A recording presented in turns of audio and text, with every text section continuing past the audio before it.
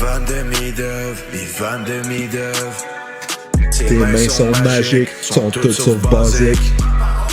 Ivan Demidov, Ivan Demidov. Tu la mets top net en tabarouette.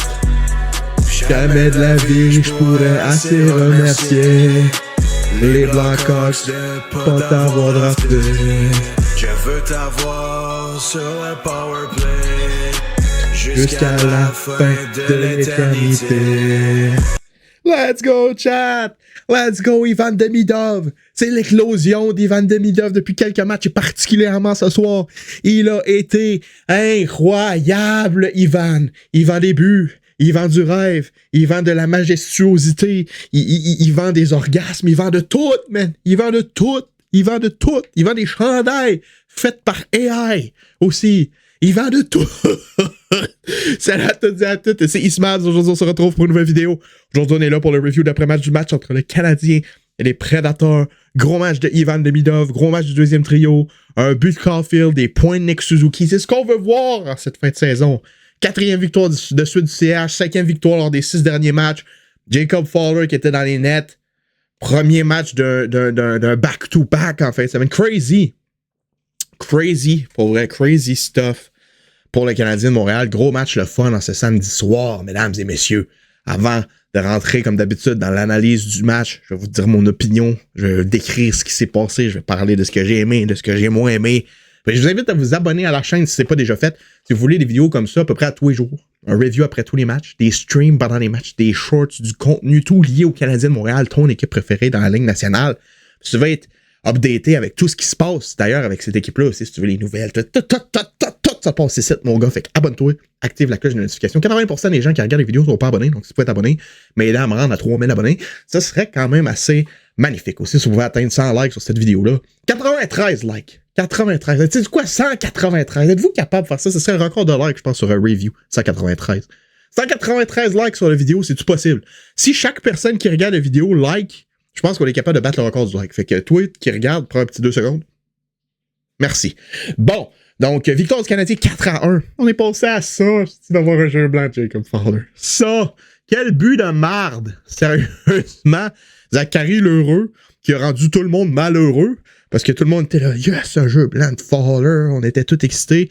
La baie vitrée a dit non, et Zachary Lheureux a marqué. Hein? Je veux dire, c'est quoi ce bounce-là? Tout le monde a regardé à droite. La puck est revenue, elle a spawné devant le stick à l'heureux. Puis c'est le cas de le dire, il devait être heureux parce que c'était le but le plus facile de sa carrière. Honnêtement, dinguerie. Donc, Canadien, comme je l'ai dit, l'emporte 4-1. Le Canadien était convaincant dans tout le match, pour vrai. Bonne première période. Depuis quelques matchs, on avait des premières périodes un petit peu merdiques, on va se le dire. Hein?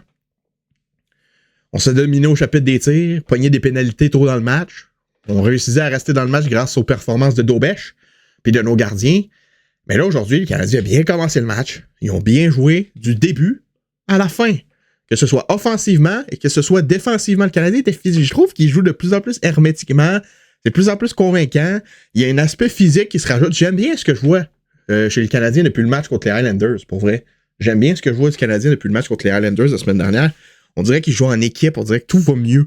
Puis plus ça avance, plus ça va bien. T'sais, ils ont battu Columbus. Ils ont battu les Hurricanes. Ils ont battu des grosses équipes cette semaine. Puis les Predators, ils ont semblé mauvais ce soir, mais les Predators ont surpris plusieurs équipes quand même assez bonnes dans la Ligue nationale au cours des dernières semaines, pour vrai. Fait que grosse performance du Canadien. Puis ça a passé par le deuxième trio, puis ça a passé par Suzuki et Caulfield qui ont obtenu des points, encore une fois. C'est ça qu'il faut, parce que Suzuki se rapproche des 100, Caulfield se rapproche des 50. Fait que Ivan Demidov qui ouvre la marque. Ivan Demidov a connu tout qu'un match, pour vrai. Est-ce qu'on est en train d'assister à l'éclosion d'Ivan Demidov? Tu sais, l'éclosion, on s'entend. Il est déjà comme dans un pace de 65 à 70 points. On s'entend que c'est un grand mot, éclosion. Mais je trouve depuis les derniers matchs, il semble plus confortable. Il semble plus vouloir prendre sa place. Il est plus dedans. Il est plus l'air d'un gars qui s'est adapté au hockey nord-américain et à la Ligue nationale. Fait que pour moi, si Demidov peut continuer à implanter ça dans son jeu, cette confiance-là, je pense que ça pourrait être un match qu'on pourrait genre revoir comme étant le breakout de Demidov, l'éclosion de Demidov, sérieusement. marquer d'un tir franc, un bon tir. Il tire de plus en plus. J'adore ça, voir ça. Pour déjouer Saros, son 16e de la saison, assisté de Nick Suzuki. Ça, c'est nice. Moi, quand je vois Suzuki dans le nom des assistances, quand il y a un but, je deviens tout excité parce que je veux qu'il atteigne le 100 points. Ensuite, Oliver Kapanen, assisté de Newhook et Hudson. Newhook qui a joué un excellent match aussi. Beaucoup de gens veulent que le Canadien se départisse de Newhook pendant l'été. Sauf que Newhook a une utilité à cette équipe-là. Il pourrait être le type d'attaquant parfait sur le 3e trio lorsque tout le monde va être sur la bonne chaise. Pour vrai, moi, je suis un fan de Alex Newhook, Lane Hudson aussi, qui obtient une passe là-dessus. 22e but de la saison pour Kapanen, quand même. Saison recrue, 22 buts. Qui aurait prédit ça pour Kapanen? Certainement pas moins. Ensuite, Cole Caulfield, après avoir marqué plusieurs chances, après avoir frappé un poteau qui marque enfin son 45e de la saison. Hein? Lui qui est toujours à 3 buts d'écart avec McKinnon, on dirait genre Caulfield a marqué un, McKinnon a marqué un, Caulfield a marqué un, McKinnon a marqué un. Fait il reste tout le temps 3 buts d'écart. Les buts dans les filets déserts de McKinnon, ils font la différence sur la course au Maurice Richard, ce qui est quand même assez malheureux. Nick Suzuki obtient un point là-dessus aussi.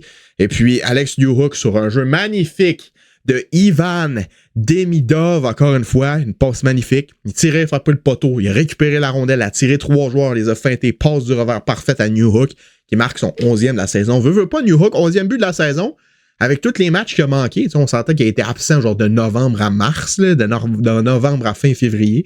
Fait qu'il ait déjà 11 buts et 11 passes pour 22 points.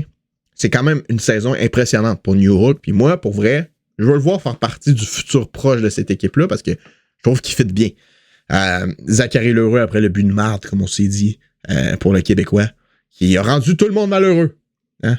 Tout le monde malheureux avec ce but qui a privé Jacob Fowler d'un jeu blanc malgré un bon match. Jacob Fowler était solide. Il n'y a rien eu à faire de spectaculaire, mais il a été fiable dans ses arrêts. Puis il a réussi à donner la victoire au CH tout simplement. Donc, honnêtement, je pense que ça a été une des meilleures games overall du Canadien. Comme je l'ai dit, Nashville sont pas mauvais, surtout récemment. Ils ont réussi à bien les contenir. Ils ont été fiables en défensive.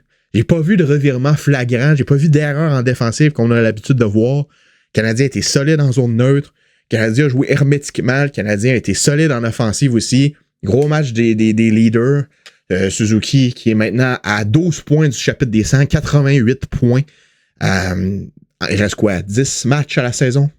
Suzuki a besoin de 12 points en 10 matchs pour finir avec le plateau des 100 points. Caulfield lui a besoin de 5 buts en 10 matchs. Donc ça va être très très intéressant cette course-là, sérieusement. Aux milestones pour les joueurs du Canadien.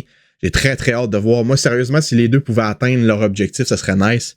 Lane Hudson qui a rendu à combien de points, lui? 72? Je pense que le record de points pour un défenseur chez le Canadien, c'est 84 par Larry Robinson. Est-ce que c'est atteignable pour Hudson qui est rendu à 71 points? Ça lui prendrait 14 points lors des 10 derniers matchs. C'est définitivement faisable. À droite, je sais que c'est un petit peu plus difficile pour lui d'obtenir des points. Et dans une séquence un peu plus creuse en ce moment, ça reste qu'il est à un rythme de points par match, mais dans les derniers matchs, c'est un petit peu plus difficile au niveau des points. Fait que je pense qu'il va y avoir une période d'ici la fin de la saison, il va obtenir un petit peu plus de points. Fait que c'est définitivement faisable aussi pour Lane Hudson. Donc, la course au record de points pour Lane Hudson. Il y a Suzuki 100 points, Caulfield 50 buts, Slavkovski peut-être qui sera en 70, Demidov à 60. Ça va être quand même assez intéressant à suivre tout ça d'ici la fin de la saison. En plus de la course aux séries, le Canadien, avec cette victoire-là, se place encore en meilleure position. Selon les statistiques, le Canadien aurait 95% de chances d'accéder aux séries éliminatoires. Donc, malgré une période un peu plus creuse au début du mois de mars, le Canadien a bien bounce back. Là. Je veux dire, on est troisième dans l'Atlantique avec 92 points. Les Bruins ont 90 points avec un match de plus de jouer. Après ça, derrière, t'as Détroit qui a encore perdu. Il y a Ottawa qui a perdu. Honnêtement, le Canadien est en très très bonne posture pour les séries. Honnêtement, s'ils peuvent juste gagner la moitié de leur match d'ici la fin de la saison, je pense qu'ils vont avoir locké la troisième place dans l'Atlantique. Puis au minimum, le rang de première équipe repêchée. Pour vrai, moi, personnellement, présentement, je suis pas inquiet. Je l'étais déjà pas de base tant que ça, mais je suis pas inquiet pour les séries en ce moment. Je pense que le Canadien est en très très bonne posture. Demain, match contre les Hurricanes. Deuxième fois cette semaine. Daubèche va être devant le filet. 5 heures demain, Canadien Hurricanes, un match un dimanche. Si le Canadien peut aller chercher cette victoire-là en plus, ils vont être en très très bonne posture. Peut-être même être capable de push pour le premier rang dans l'Atlantique. Je veux dire, les Sabres sont premiers, mais le Canadien est encore capables d'atteindre ce rang-là, tout dépendant de qui gagne et qui perd les matchs à venir. Tu sais, je veux dire, les Sabres sont premiers avec 98 points, sauf qu'ils ont joué 2 matchs de plus que le CH, puis le CH est à 92. Fait que si le CH gagne les 2 matchs qu'ils ont de retard sur les Sabres de Buffalo, ben ils sont juste à 2 points des Sabres. Tu comprends? Puis les Sabres vont en perdre des matchs aussi. Fait que la course au premier rang de l'Atlantique, pour moi, est ouverte. Puis si le Canadien continue de jouer comme il joue présentement, puis si ses gardiens sont capables de continuer à performer autant, pourquoi pas? Hein? On a 2 matchs à jouer contre Tampa aussi. Si le Canadien peut gagner ces matchs-là, pourquoi pas viser le premier rang dans l'Atlantique rendu là? Hein? On est aussi proche du premier rang dans l'Atlantique que les Sénateurs et les Red Wings sont proches de nous. Fait que, pourquoi pas? Hein? Pourquoi pas? Sérieusement, ça nous faciliterait la tâche pour la première ronde, tu comprends? Fait que, on gagne tous nos matchs si ça fait de la saison. Let's go. Let's get that Atlantic Division title. Bang! Merci à tout le monde d'avoir regardé mon review. Gros match. Pas beaucoup de négatifs à dire pour ce match-là, sérieusement. C'était vraiment nice. Je pense que le pire joueur du Canadien, ça a été Jake Evans. Quelques mauvaises pénalités. C'était un petit peu plus difficile pour lui dans sa zone. Mais bon, pas inquiet pour lui. C'est un joueur qui est fiable. C'est un joueur qui est efficace. Je suis pas inquiet pour vrai. Je suis pas inquiet. J'ai hâte de voir la suite des choses. Ça va être nice. Beaucoup de trucs excitants à suivre d'ici la fin de la saison. Merci d'avoir regardé cette vidéo. Laisse un like, abonne-toi, partage, check les réseaux dans la description. Laisse un petit commentaire. J'adore lire vos commentaires. À la prochaine tout le monde. Cœur, patate, triangle. Passez une bonne fin de soirée. Et bye bye. Streamez la tune Ivan Demidov sur Spotify aussi. Le lien dans la description. Let's go.